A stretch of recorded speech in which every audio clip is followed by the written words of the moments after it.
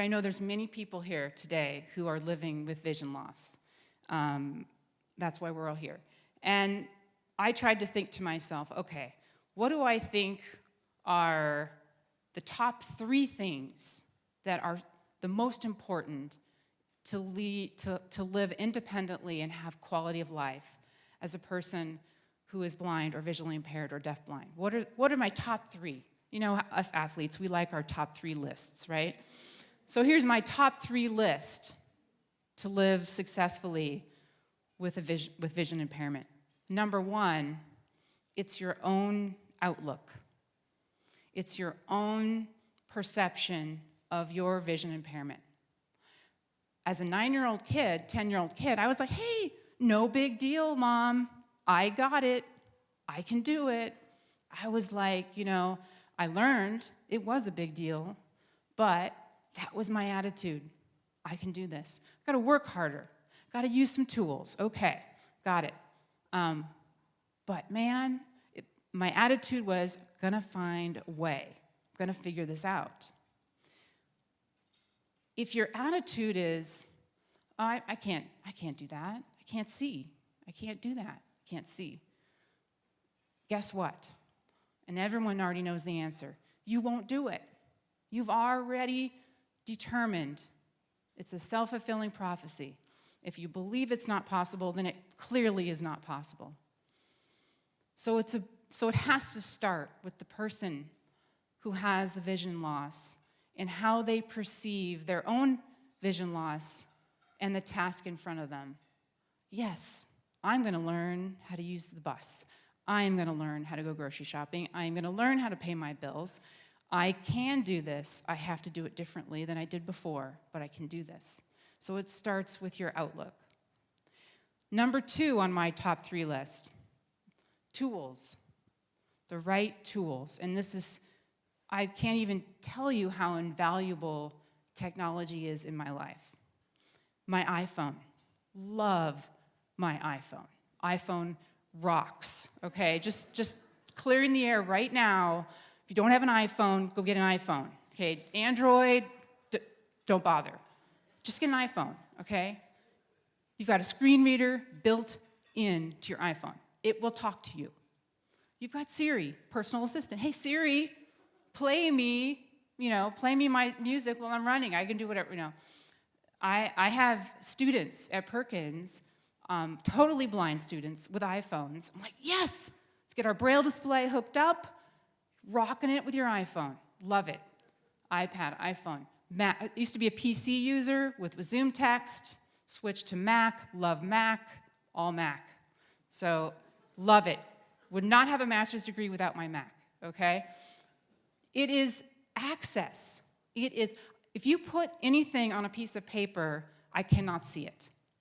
I can get my 10-power magnifier and I could read a word or two and I could stumble through this or that. It's not efficient read. That's not reading. I can't read a novel or a book that way. I stopped reading at some point until I got my iPad and I got Read to Go, and now I read. My iPad reads to me, but I can see the words go in front of me. I can get both, the auditory and the visual. So the technology, the tools, and it's not just one, it's everything. It's my CCTV I can't live without. My iPhone, my 10-power magnifier, my clear image glasses. I have a whole kit that I haul around with me. That's my independence. That's my access. Because there's a big difference between I can't do that and I can't access that. Very different.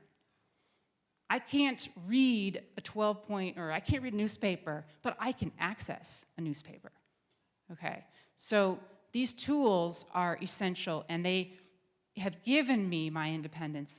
I do online grocery shopping. How freaking awesome is that? Okay? Like, $7 delivery fee. Okay, you're gonna go to the store, buy my groceries for me, and drive them to my house for $7. Yes? Yeah, I'll take that. Sure. Don't care. It's at 10. You want to charge me 10 delivery fee? No problem.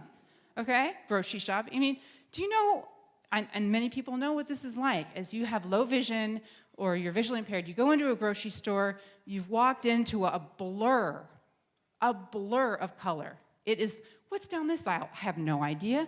What aisle number is that? Don't have a clue. Where's the bread? No clue. Where is the bread? It could be on that. It's either on either end. I mean, for me, going to a grocery store is like a workout because, like I said, I gotta run or walk everywhere to figure out where everything is. And if you're visually impaired, you memorize. You look a lot more sighted than you are because you can memorize where things are, and you trick people. And then you get really good at tricking people. And you can march right into that grocery store and go right to your bread aisle and pull that bread. It's in the same place every time. You look like you actually saw it. And you're like, I didn't see a thing. I just know where it is. So it's an unbelievable compensation skill, that memory, that memorization. So tools. I'm getting off track, but I'm so adamant about having the right tools in your life to be as independent as you can be. And finally, number 3, which is really why we're here, and it's community. Community. You can't do this alone. As independent as you can be with tools, you can't be totally alone. You need the support of your community to either teach you a way to learn how to do something in a different way, to show you, to connect with other people who are going through what you're going through, right? It's community.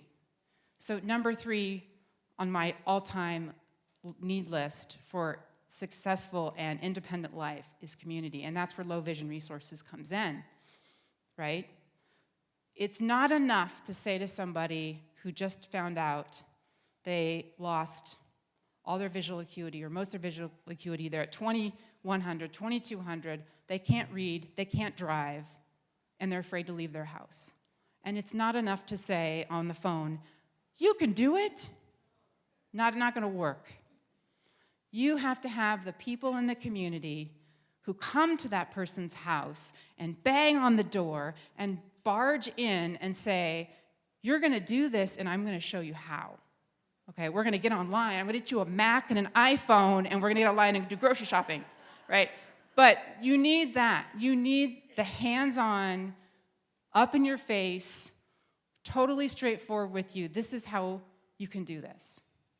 And that's what I believe has kept you in business for 100 years, if I'm not mistaken, right? Okay. So, on a final note, I've had 35 years to adapt to being visually impaired. And I'm still adapting. It doesn't stop. I grew up in Southern California. I moved to Oregon, lived there for 17 years, and had to learn different environment, start all over again. Now I'm in Massachusetts and I'm discovering snow. Ha ha, yeah. And I'm like, okay, well, and as any person with a vision impairment knows, as soon as you change your environment, you have to start all over again. Well, how do I go there? How do I get from here to there? And where's that store? And how do I do this? And then I've learned, like, you know, I'm walking to work and there's snow everywhere, which is beautiful, although we might have a difference of opinion on that, especially today. But anyway, I'm walking to work, it's a lot of white.